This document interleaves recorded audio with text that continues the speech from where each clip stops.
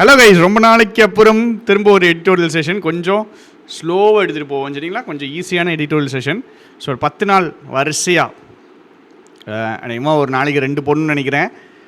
பார்ப்போம் இந்த மந்த் எண்டுக்குள்ளே ஒரு 7 to 8 எடிட்டோரியல்ஸ் முடிக்க பார்ப்போம். Transactional turn. ஸோ இந்தியாவுக்கும் யூஎஸ்க்கும் நடுவில் இருக்கிற ரிலேஷன்ஷிப் பற்றினது. நீங்கள் ஒரு இன்டர்வியூலாம் கொடுக்கீங்கன்னு வச்சுக்கோங்க, இதெல்லாம் ரொம்ப ரொம்ப ஹெல்ப்ஃபுல்லாக இருக்கும்.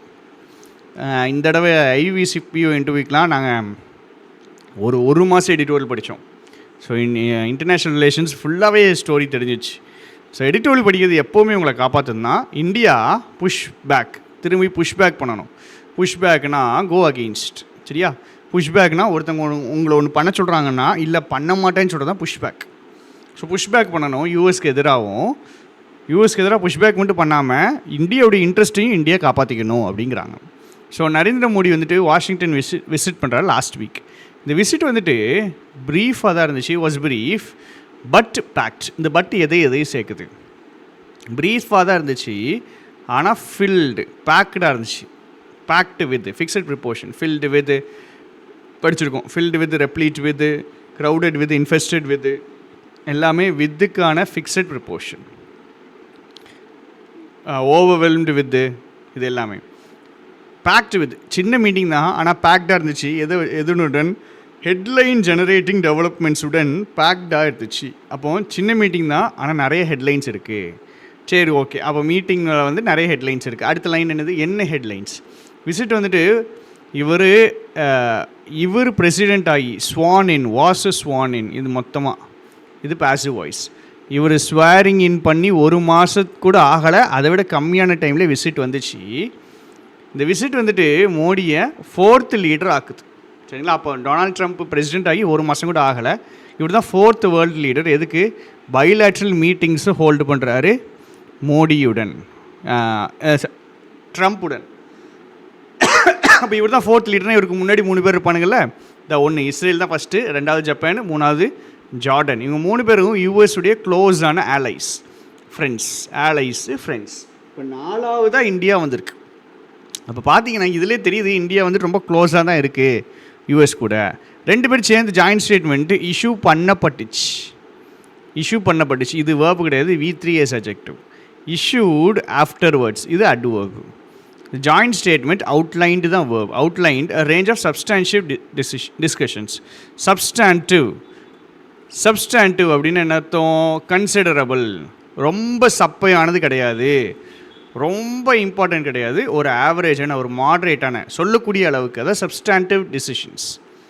ஸோ முக்கியமான சில டிசிஷன்ஸ், அதாவது எக்ஸ்ட்ரீம்லி இம்பார்ட்டன்ட் கிடையாது, கொஞ்சம் முக்கியமான டிஸ்கஷன்ஸ் பண்ணியிருக்காங்க. சரி, அப்போது ஜாயிண்ட் ஸ்டேட்மெண்ட் விட்டாங்களே, ஜாயிண்ட் ஸ்டேட்மெண்ட் எதை ஃபோக்கஸ் பண்ணியிருக்குது?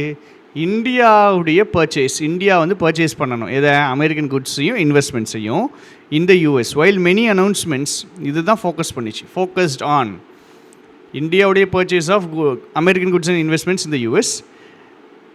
தே மேனேஜ்ட். தேனா யார் அப்படின்னா தேனா என்ன எடுத்தனா மெனி அனௌன்ஸ்மெண்ட்ஸை சொல்கிறாங்கன்னு எனக்கு தோணுது, சரிங்களா? தேங்கிறது மெனி அனௌன்ஸ்மெண்ட்ஸை சொல்கிறாங்க அப்படின்னு தோணுது. இந்த அனௌன்ஸ்மெண்ட்ஸ்னால் அவாய்டு பண்ணிடுச்சு. எதை அவாய்ட் பண்ணிடுச்சு? நிறைய பேர் எதிர்பார்த்தாங்க பயங்கரமாக ஸ்ட்ராங்காக ஏதாவது டேரிஃப் போடுவார், ஸ்ட்ராங்காக ஏதாவது டேக்ஸ் போடுவாங்க, டேக்ஸ்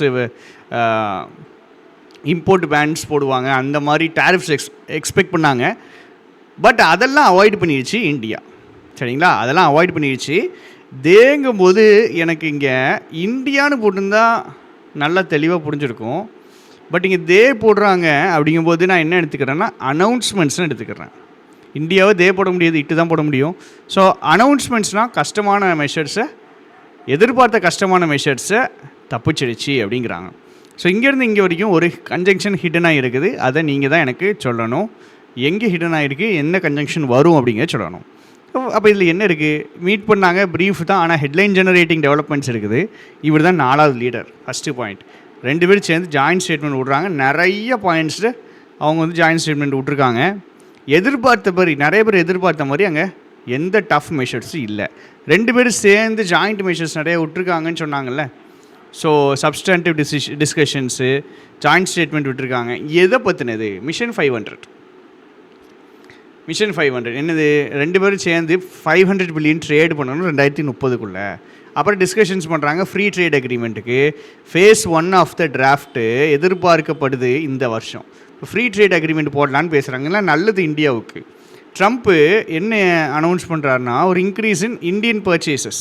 ஸோ இந்தியா இன்னும் நிறைய வாங்க போகுது. என்ன வாங்க போகுது? யூஎஸ்ட எனர்ஜி வாங்க போகுது, ஆயில் வாங்க போகுது, டிஃபென்ஸ் எக்யூப்மெண்ட் வாங்க போகுது. இதெல்லாம் என்ன பண்ணி விடும் அப்படின்னா, அமெரிக்காக்காரன் நம்மளுக்கு இவ்வளோ காசு தரணும். 45.7 பில்லியன் யூஎஸ் ட்ரேடு டெஃபிசிட் இருக்குது. அமெரிக்காக்காரன் நம்மளுக்கு இவ்வளோ காசு தரணும். அப்போது ட்ரம்ப் என்ன சொல்கிறாரு? நீங்கள் எங்கள்கிட்ட இருந்து என்ன பண்ணிக்கிடுங்க, இன்னும் கொஞ்சம் பொருள் வாங்கிக்கிடுங்க. இது என்ன பண்ணி விட்டுருவோம், இது இந்த டோட்டலாக இவ்வளவு குட்ஸ் ட்ரேட் இருக்குது, அதுக்குள்ளே 45.7 பில்லியன் யூஎஸ் ட்ரேடு டெஃபிசிட் இருக்குது. நீங்கள் எங்கள்கிட்ட இருந்து என்ன வாங்கிக்கிடுங்க, பொருள் வாங்கிக்கிடுங்க. நான் மாற்றி சொல்லிட்டேன்னு நினைக்கிறேன். இந்தியா அமெரிக்காவுக்கு கொடுக்கணும், அமெரிக்கா நம்மளுக்கு தர வேண்டாங்க. பேலன்ஸ் பண்ணுறதுக்கு, டு ஹெல்ப் பேலன்ஸ், இது காசு டு ஒர்க். அப்போது இந்தியா வந்துட்டு யூஎஸ்க்கு என்ன பண்ணணும், 45.7 பில்லியன் கொடுக்கணும். சரியா? அப்போ ட்ரம்ப் என்ன சொல்கிறாரு, இந்தியா என்ன பண்ணிடும், இன்னும் கொஞ்சம் பர்ச்சேசஸ் வாங்கிடும் அப்படிங்கிறார். இல்லை, திருப்பி நான் மாற்றிட்டேன்னு நினைக்கிறேன். சரி, ஒன்றும் இல்லை, பயப்படாதீங்க. பேலன்ஸுங்கிற வார்த்தை வந்திருக்கு. இந்த காசு யாருடைய ட்ரேடு டெஃபிசிட்டு நம்ம கொஞ்சம் அனலைஸ் பண்ணி பார்ப்போம். சரியா? இது கொஞ்சம் புரிஞ்சிக்க முடியுதான்னு பார்ப்போம். பேலன்ஸ் பண்ண போகிறாங்க. இந்தியா தான் பொருள் நிறையா வாங்க போகுது.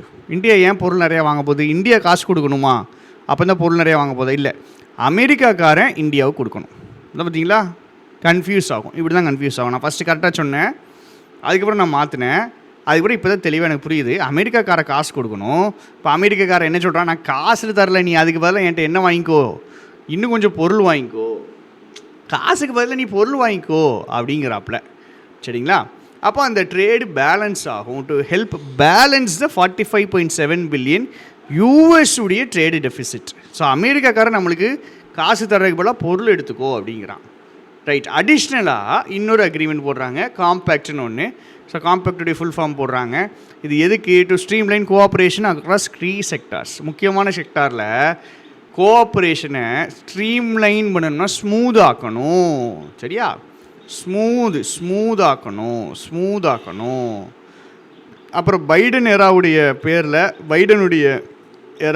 பைடனுடைய டைம் பீரியடில் ஒன்று இருந்துச்சு, iCET, initiative on critical and emerging டெக்னாலஜிஸ்னு.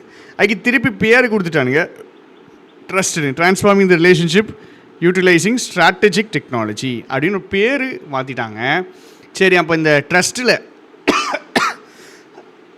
ட்ரஸ்ட்டில் எதை ஃபோக்கஸ் பண்ணுவாங்கன்னா, செமிகண்டக்டர், குவாண்டம் கம்ப்யூட்டிங், ஏஐ.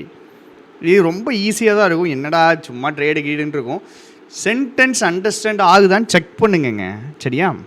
நம்மளுக்கு வர்ற ஆர்சி இன்ட்ரெஸ்டெல்லாம் இருக்காது. நம்மளுக்கு வர்ற ஆர்சி இப்படி போர் அடிக்கிற மாதிரி தான் இருக்கும். பட் நம்ம வாசிக்கிறோம்ல, அதே மாதிரி தான் இது. ஸோ ஏஐ இன்ஃப்ராஸ்ட்ரக்சர் டெவலப் பண்ணுறதுக்கு இந்த வருஷம் ஏஐ இன்ஃப்ராஸ்ட்ரக்சர் ரோடு மேப்பு போடுறதுக்கு ஒரு கமிட்மெண்ட்டு கொடுத்துருக்காங்க. அப்போது என்னென்ன பண்ணுறாங்கன்ற கதை தான் இருக்குது. ஃபஸ்ட்டு பேராகிராஃபில் மீட் பண்ணாங்க, பெரிய மீட்டிங்கு, 4வது லீடரு, ஜாயிண்ட் ஸ்டேட்மெண்ட்டில் நிறைய பாயிண்ட்ஸ் இருக்குது. ஃபஸ்ட்டு பாயிண்ட் 5 ட்ரேடில் காசை குறைக்கிறது, 500 பில்லியன் கொண்டு போகிறது.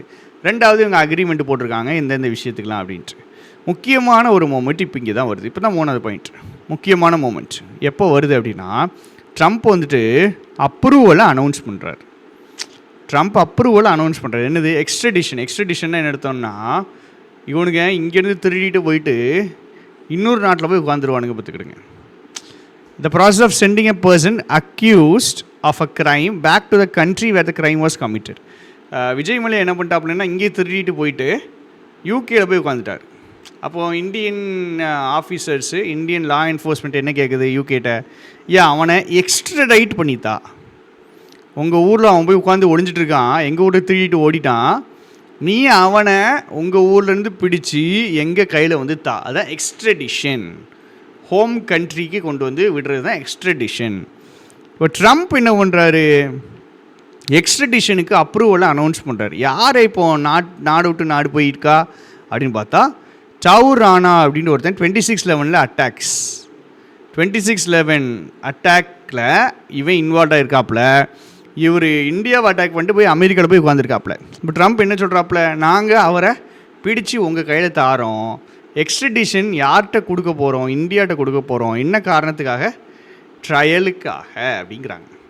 அப்போது இந்தியா வந்துட்டு ஒரு தீவிரவாதி உங்கள்கிட்ட வந்து ஒளிஞ்சிருக்காப்புல, அவனை கொஞ்சம் பிடிச்சிட்டாங்கன்னு கேட்டால் கூட என்ன பண்ணுறாரு ட்ரம்ப்பு, சப்போர்ட் பண்ணுறாரு. அப்போ இந்த ஃபஸ்ட்டு பேராகிராஃப் பார்க்கும்போது நம்மளுக்கு என்ன தெரியுதுன்னா, மற்றவனுக்கெல்லாம் டேரிஃப் அது இதுன்னு அள்ளி போடுறாப்புல ட்ரம்ப்பு. சரிங்களா, நார்த் கொரியாவெல்லாம் வச்சு ஏகப்பட்ட நார்த் கொரியா இல்லை, கெனடாக்கெலாம் வந்துட்டு வளைச்சி டேரிஃப்ஸ் விழுந்துட்டுருக்கு. இந்தியாவுக்கு அப்படி இல்லை. இந்தியா வந்துட்டு கொஞ்சம் அப்படியே ஒரு ஃப்ரெண்ட்ஷிப் மோடில் மெயின்டைன் பண்ணுறானுங்க. சரிங்களா, அப்போ மீட்டிங்கில் நிறைய முக்கியமான பாயிண்ட் வந்திருக்கு. அதில் ரொம்ப முக்கியமான பாயிண்ட்டாக இவங்க சொல்கிறது என்னென்னா, அந்த தீவிரவாதியை நம்ம நாட்டுக்கு தந்துடுறேன்னு சொல்கிறது.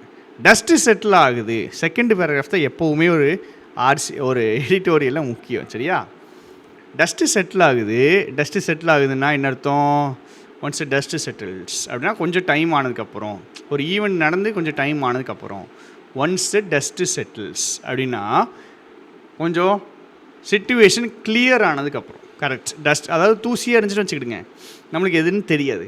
ஆனால் தூசி செட்டில் ஆகிடுச்சுன்னா தெளிவாக தெரியும். ஸோ சிச்சுவேஷன் கிளியர் ஆனதுக்கப்புறம் என்ன சிச்சுவேஷன் கிளியர் ஆகுது, ட்ரம்ப் வழக்கமாக பேசுகிற மாதிரியே பேசலை. ட்ரம்ப் வழக்கத்துக்கு மாறாக பேசியிருக்காப்புல. ஏன்னா எல்லாருக்கும் டேரிஃப் அள்ளி போடுறவர் இங்கே அப்படி போடலை. சரிங்களா, அப்புறம் பார்த்தீங்கன்னா மோடியை வந்துட்டு அங்கே பிடிச்சி மீடியாவில் கேள்வி கேட்க ஆரம்பிச்சிட்டாங்க. இந்தியாவில் அப்படி கிடையாது. இந்தியாவில் வந்துட்டு ப்ரைம் மினிஸ்டர் ஓப்பனாக வந்துட்டு பேட்டி கொடுக்கவே மாட்டாப்புல. சரிங்களா, அவர் ஸ்பீச் கொடுப்பார், பேட்டி கொடுக்க மாட்டார். அப்போ மோடியுடைய ரேரான meeting with media in this formats. சரிங்களா, ஸோ ட்ரம்ப் வந்துட்டு அன்கன்வென்ஷனலாக ஒரு ரிமார்க்ஸ் கொடுத்துருக்காரு, வழக்கமாக பேசுகிற மாதிரி இல்லாமல். இன்னொன்று, மோடி பார்த்திங்கன்னா ரேராக ஒரு மீடியா கூட ஒரு கொஸ்டின் அண்ட் ஆன்சர் செஷன் மாதிரி, கேள்வி கேட்டு இன்டர்வியூ செஷன் மாதிரி ஒன்று கொண்டு போனாப்புல. இந்த 2 ஈவெண்ட்டுடைய சிச்சுவேஷன் கிளியர் ஆனதுக்கப்புறம் இந்தியா செக் பண்ணணும். என்னது, இந்த விசிட்லேருந்து நம்மளுக்கு என்ன கிடச்சிருக்கு, பாசிட்டிவாக தெரிகிறது. அந்த கேமராட்ரினா அந்த ஃப்ரெண்ட்ஷிப், இது தெளிவாக என்ன தெரியுது அப்படின்னா, ஒரு ஸ்ட்ராங்கான ஃபவுண்டேஷன் இருக்குது. அடுத்த 4 வருஷத்துக்கு இந்தியா யூஎஸ் ரிலேஷன்ஷிப்புக்கு நல்ல ஃபவுண்டேஷன் இருக்குது. தெளிவாக ஒரு கிளியர் கண்டினியூட்டி இருக்குது. கீ ஏரியா ஸ்ட்ராட்டஜிக் பார்ட்னர்ஷிப் இந்த இடங்களில், including Indo Pacific engagement and the Quad with Mister Trump's planned visit to டெல்லிக்கு வரப்போகிறாப்புல. எதுக்கு, குவாட் சம்மிட் இந்த வருஷத்துடைய கடைசியில். இது எதிர்பார்க்கப்படுது, ட்ரம்ப்புடைய விசிட் வந்துட்டு எதிர்பார்க்கப்படுது. எதுக்கு, ஸ்ட்ரென்தன் பண்ண போகிறாங்க இந்த கமிட்மெண்ட்ஸை. இப்போது நல்ல ஸ்ட்ராங்காக தான் இருக்குது, ஒன்றும் பிரச்சனை இல்லை, ஃப்ரெண்ட்ஷிப்லாம் ஸ்ட்ராங்காக இருக்குது. வருஷ கடைசியில் டெல்லிக்கு வேறு வராப்பில். அப்போ இந்த கமிட்மெண்ட்ஸ் இன்னும் ஸ்ட்ராங் ஆகும் அப்படிங்காங்க. ரைட், ஆனால் economic discussions, trade, energy, nuclear cooperation, defence, இதுதான் டாமினேட் பண்ணும் இந்தியா யூஎஸ் அஜெண்டாவை. Giving the relationship a transactional term reminiscent of mister Trump's first tenure. So மெயினாக எதை பற்றி பேசுவாங்க, economic discussions, trade, energy, nuclear cooperation, defence, இதை பற்றி தான் பேச போகிறாங்க.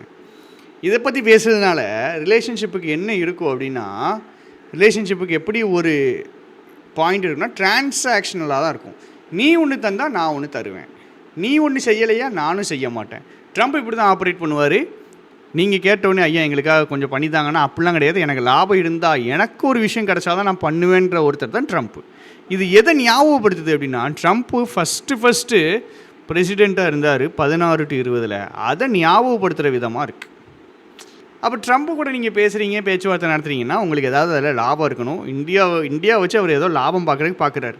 அதனால தான் இந்தியாட்ட இப்படி கொஞ்சம் ரொம்ப ஃபோர்ஸ்ஃபுல்லாக நடந்துக்காமல் கொஞ்சம் ஒரு நார்மலாக அவர் ஆப்ரேட் பண்ணுறாரு.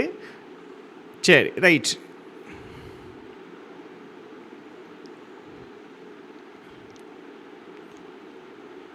ட்ரம்ப் வழக்கமாக என்ன பண்ணுவார்னா டேரிஃப் போட்டுக்கிட்டே இருப்பார், உங்களுக்கு டேக்ஸு போட்டுக்கிட்டே இருப்பார்.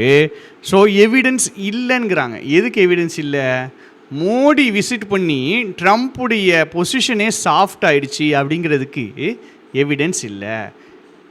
மோடி போய் பேசின உடனே ட்ரம்ப்பு வந்துட்டு மோடி போயிட்டு ட்ரம்ப்பு நீ வந்துட்டு ரொம்ப டேரிஃப்லாம் போடாத பார்த்துக்க, அப்புறம் வந்துட்டு இந்த இமிக்ரெண்ட்ஸ் எல்லாம் நீ வந்துட்டு பிடிச்சி மிலிட்ரி ஃபைட்டில் அவன் ஊருக்கு அனுப்பிட்டு இருக்க பார்த்தியா, அதனால் நீ பண்ணுறது தப்பு அப்படிங்கிற மாதிரிலாம் இவர் பேசி ட்ரம்ப்பு சாஃப்டான மாதிரி தெரியலை. இவர் பேசின மாதிரியும் தெரியலை, ட்ரம்ப்பு சாஃப்டான மாதிரியும் தெரியலை. அதுக்கு எவிடன்ஸ் இல்லைங்கிறாங்க. மோடியுடைய விசிட்டு சாஃப்டன் பண்ணிச்சு மிஸ்டர் ட்ரம்ப்புடைய ஸ்டாண்ட்ஸை பொசிஷனை. எதில்? கவுண்டர் டேரிஃப் போடுறதில்ல, அப்புறம் ரெசிப்ரோக்கல் டாக்ஸஸ் போடுறதில்ல. இல்லை அப்படின்னா ஆர் இன்ஃப்ளூயன்ஸ். இந்த ஆர் எதை சேர்க்குதுன்னா Modi's visit significantly softened or Mr. Modi's visit significantly influenced a more மனிதாபியமான ஒரு அப்ரோச். எதுக்கு? எல்லா வெளிநாட்டிலேருந்து வந்திருப்பானுங்கள இமிக்ரெண்ட்ஸு, டாக்குமெண்ட்டே இல்லாமல் எடுக்கிற இமிக்ரெண்ட்ஸு மிலிட்ரி ஃப்ளைட்டில் ஏற்றி அவன் நாட்டில் போய் விடுறாரு. ஸோ அதுக்கு ஒரு மனிதாபியமான ஒரு அப்ரோச்சு வந்த மாதிரியும் தெரியலை. இப்போ இதெல்லாம் ட்ரம்ப் பண்ணுறது கொஞ்சம் இதெல்லாம் தப்பாக தெரியுது மற்றவங்களுக்குலாம். கவுண்டர் டேரிஃப் போடுறது, ரெசிப்ரோக்கல் டாக்ஸஸ் போடுறது, அப்புறம் மெக்சிகோலேருந்து நிறைய பேர் அமெரிக்காவில் போய் இருக்கானுங்கன்னா அவன் அவ்வளோ பெரியும் டாக்குமெண்ட் இல்லைன்னா ஃப்ளைட்டில் ஏற்றி அவன் நாட்டில் போய் விடுறது. ஸோ இதெல்லாம் மாறின மாதிரி தெரியல, ட்ரம்ப்புடைய பொசிஷனில் இதெல்லாம் மாறின மாதிரி தெரியலங்கிறாங்க. எதுக்கு கீழே ஸ்க்ரோல் பண்ணுறேன்? Deportation. The official act of expelling a foreigner from a country. நம்ம நாட்டிலேருந்து, சொந்த நாட்டிலேருந்து ஃபாரினரை வெளியே அனுப்புகிற ஆக்டுக்கு பேர் தான் டீபோர்ட்டேஷன், வெளியே அனுப்புறது. அப்போ இந்த விஷயம்லாம் அவர் பண்ணிட்டு தான் இருக்கார். சரி, these good present challenges for the Indian government going forward. இந்த விஷயங்கள்லாம் இந்தியன் கவர்மெண்ட்டுக்கு பிரச்சனை தான். அப்போ நிறைய நல்ல விஷயங்கள் இருக்குது எங்கள் மீட்டிங்கில். ஆனால் ட்ரம்ப்புடைய ஸ்டாண்ட்ஸ் வந்து சில விஷயங்களில் ரொம்ப ஹாஷாக இருக்குது. டக்குன்னு கவுண்டர் டேரிஃப் போட்டுருவார். சரிங்களா? அப்போ கொலம்பியாக்கெலாம் ரீசெண்டாக நியூஸில் வந்துச்சு, அவங்க டேக்ஸ் போடுறாங்க, இவங்க திருப்பி டேக்ஸ் போடுறாங்க. ஸோ இது அவர்கிட்ட மாறின மாதிரி இல்லை. இது இந்தியாவுக்கு ஒரு பிரச்சனை தான். As India engages with new US administration, புது யூஎஸ் அட்மினிஸ்ட்ரேஷன் கூட இந்தியா என்கேஜ் ஆகும்போது கேர்ஃபுல்லாக அசஸ் பண்ணிக்கிறணும். ஏன் நமக்கு எந்த யூஸ் இருக்குது, நம்ம பொசிஷன் என்னென்ன தெளிவாக சொல்லணும். அப்புறம் தேவைன்னா பண்ண முடியாது, புஷ்பேக் பண்ணணும், தள்ளி விடணும். அவன் சொல்கிறதெல்லாம் கேட்காம கொஞ்சம் திருப்பியும் பேசணும். எப்போது? வென் ரெக்வயர்டு, தேவைப்படும் போது திருப்பியும் பேசணும். எதுக்கு தேவை வரும்? ஸ்ட்ராட்டஜிக் அண்ட் எக்கனாமிக் ப்ரையாரிட்டிஸ் இந்தியாவுக்கு வருது, அதை ப்ரொடெக்ட் பண்ணுற தேவை வரும்போது திருப்பியும் பேச தெரியணும். உங்கள் பொசிஷனை பற்றி சொல்லவும் தெரியணும், உங்கள் இன்ட்ரெஸ்ட்டை அசஸ் பண்ணவும் தெரியணும். இப்போ இந்தியாவுக்கு பேசிக்காக இவர் என்ன சொல்கிறாரு? ட்ரம்ப் ஒன்று இந்த தடவை விட்டுட்டான், இந்த தடவை பெருசாக ஒன்றும் பண்ணலை, நல்லா பேசிட்டு வந்துட்டீங்க, ஓகே. ஆனால் ட்ரம்ப்கிட்ட பிரச்சனை இருக்குது, ஈஸியாக டீபோர்ட் பண்ணி உங்களை அனுப்பி விட்ருவான், இல்லை டாக்ஸஸ் கவுண்டர் டேரிஃப்லாம் போடுவாப்பில். அப்போ நீங்கள் கேர்ஃபுல்லாக இருங்க, நீங்கள் உங்களுக்கு எது தேவைன்றதை பார்த்துக்கிடுங்க, அவன்கிட்ட எப்போ எப்படி பேசணுமோ அந்த மாதிரி பேசுங்க அப்படிங்கிறாங்க. ஸோ allies அப்படின்னா ஃப்ரெண்ட்ஸ். ஓகே, ஆப்ஸ் படிப்போம். டோட்டல் கதை புரிஞ்சிருக்குன்னு நினைக்கிறேன். alliesனால் ஃப்ரெண்ட்ஸ். ஃபஸ்ட்டு பேராகிராஃபில் மீட் பண்ணாங்க, நல்லா போச்சு. செகண்டு தேர்டு பேராகிராஃபில் என்னென்ன பண்ணாங்கன்ட்டு அதுக்கப்புறம் தான் வந்துட்டு டஸ்ட்டு செட்டில் ஆனதுக்கப்புறம் தான் தெரியும். முக்கியமான இது நிறைய பண்ணியிருக்கீங்க, ஆனால் டிரான்சாக்ஷனில் தான் அவர் நடந்துக்குவார். எவிடன்ஸு நம்மளுக்கு தெளிவாக இல்லை. மோடி பேசுனதுனால அவர் சாஃப்ட் ஆகிடுறாரு அப்படின்ற எவிடன்ஸ் இல்லை. அதனால் சேலஞ்சஸ் இருக்குது, பார்த்து நடந்துக்கிடுங்க. இதுதான் சம்மரி. alliesனால் ஃப்ரெண்ட்ஸ், ஆன்டிசிபேட்டட் இஸ் எக்ஸ்பெக்டட். எக்ஸ்ட்ரடிஷன்னா படித்தோம். Extradition okay, deportation okay. எக்ஸ்ட்ரடிஷன்னா தப்பு பண்ண ஒருத்தரை போய் கொண்டு போய் நிப்பாட்டுறத எக்ஸ்ட்ரடிஷன், சரியா? டீபோர்ட்டேஷன்னா யாரனாலும் நீங்கள் வந்து டீபோர்ட் பண்ணலாம், அவங்களுடைய சொந்த நாட்டுக்கு கொண்டு போய் விடுறது தான் டீபோர்ட்டேஷன், சரிங்களா? நம்ம நாட்டிலேருந்து ஒரு நாட்டிலேருந்து வெளியே அனுப்பி இன்னொரு நாட்டுக்கு போய் விடுறது தான் டீபோர்ட்டேஷன். எக்ஸைல் கரெக்டான வார்த்தை, எக்ஸைல். ஹியூமேன்னா மனிதாபியமான உடைய, ரெமினிசன்ட்னா ஞாபகப்படுத்தக்கூடிய, கேமராட்ரி ஃப்ரெண்ட்ஷிப், ரெமினிசன்ட் ஞாபகப்படுத்தக்கூடிய, சரியா? ஸோ ஒகேஸ் ரொம்ப கம்மி தான் இதில். allies friends, anticipated is expected. எக்ஸ்ட்ரடிஷன்னா ஒருத்தனை தப்பு பண்ண ஒருத்தனை அதாவது அவன் நாட்டில் தப்பு பண்ணிவிட்டு நம்ம நாட்டில் வந்து ஒளிஞ்சிருப்பான். அப்போ நம்ம நாட்டிலேருந்து அவனை எடுத்து அவன் தப்பு பண்ண அந்த நாட்டில் போய் விடுறது தான் எக்ஸ்ட்ரடிஷன். Camaraderie is friendship. ரெமினிசன்னா ஞாபகப்படுத்துறது. ஹியூமேன்னா மனிதாபியமான முடியாது. டீபோர்ட்டேஷன் அப்படின்னா ஃபாரினரை நம்ம நாட்டிலேருந்து வெளியே அனுப்புறது. சரியா? புஷ்பேக் ரெசிஸ்ட் பண்ணுறது கரெக்டான வார்த்தை. புஷ்பேக் திருப்பி வந்துச்சு. ரெசிஸ்ட். டஸ்ட்டு செட்டில் ஆனவுடனே, சிச்சுவேஷன் கிளியர் ஆனவுடனே டேக் அ டிரான்சாக்ஷனல் டர்ன். அப்படின்னா ரிலேஷன்ஷிப்லாம் அவருக்கு முக்கியம் கிடையாது, டீல் தான் முக்கியம். நீ ஒன்று தந்தா நான் ஒன்று தருவேன். அதுதான் டேக் அ டிரான்சாக்ஷனல் டர்ன். சரியா? Okay. So US trade deficit India கூட இருக்குது. யூஎஸ்க்கு ட்ரேட் டெஃபிசிட் இந்தியாவோட இதுதான் நான் மாற்றி சொன்னேன். யூஎஸ் தான் நம்மளுக்கு காசு தரணும். அப்போ யூஎஸ் நம்மளுக்கு காசு தராமல் என்ன சொல்கிறான், நீ பொருளை நிறையா வாங்கிக்கோங்கிறான். சரியா? பொருளை நிறைய வாங்கிக்கோன்னு சொல்கிறான்.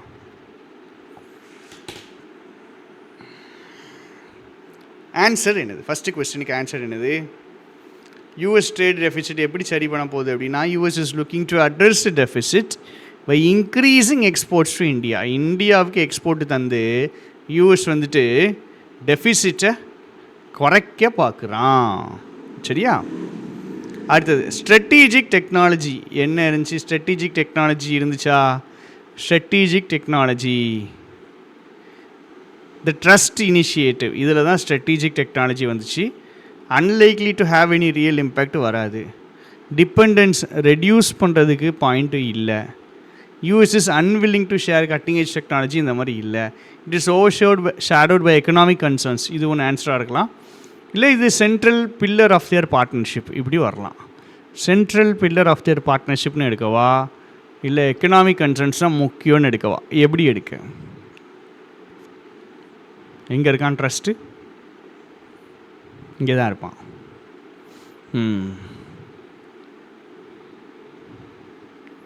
ஸோ இது முக்கியம் இல்லையா? அக்ரிமெண்ட் போடுறாங்க, ரீபிராண்ட் பண்ணுறாங்க ட்ரஸ்ட்னு போட்டு. ஸோ இதிலெல்லாம் அவங்க ஃபோக்கஸ் பண்ண தான் போகிறாங்க. ட்ரஸ்ட்னா ஸ்ட்ராட்டஜிக் டெக்னாலஜியை முக்கியமாக அவங்க பார்க்க தான் செய்கிறாங்க. முக்கியமான பாயிண்ட்ஸ் தான் இங்கே சொல்லியிருக்காங்க. அப்படி தானே? ஸோ காம்பேக்ட்டு அக்ரிமெண்ட் போடுறாங்க, ட்ரஸ்ட்லேயும் அக்ரிமெண்ட் போடுறாங்க. அப்போ இது முக்கியம் இல்லை அப்படிங்கிற மாதிரி நம்ம பேச முடியாது. எக்கனாமிக் கன்சர்ன்ஸ்னால இது ஓவர் ஷேடோ பண்ணியிருக்கு அப்படிங்கிற பாயிண்ட்டும் அங்கே இல்லை. ஸோ இன்ஃபரன்ஸ் என்னது அப்படின்னா, இது சென்ட்ரல் பில்லர். இது டைரெக்டாக இல்லை. பார்ட்னர்ஷிப் ஒரு முக்கியமான பாயிண்ட். இது டைரெக்டாக இல்லை. இதை பற்றி பேசுனாங்க, இதை பற்றி அக்ரிமெண்ட் போடுறாங்க அப்படின்னாலே, ஏன் போடுறாங்க, ஏன் அக்ரிமெண்ட் போடுறாங்கன்னா, இது ஒரு இம்பார்ட்டண்ட்டான பாயிண்ட். இது ஒரு சென்ட்ரல் பில்லர் அப்படிங்கிறதுனால தான். சரியா? அடுத்தது, what can be inferred about the challenges India might face in its engagement with US. என்னென்ன சேலஞ்சஸ் வரலாம்? பின்னாடி இருந்துச்சு என்னென்ன சேலஞ்சஸ் வரலாம் அப்படின்ட்டு. இந்தியாவுக்கு என்னென்ன சேலஞ்சஸ் வரலாம்?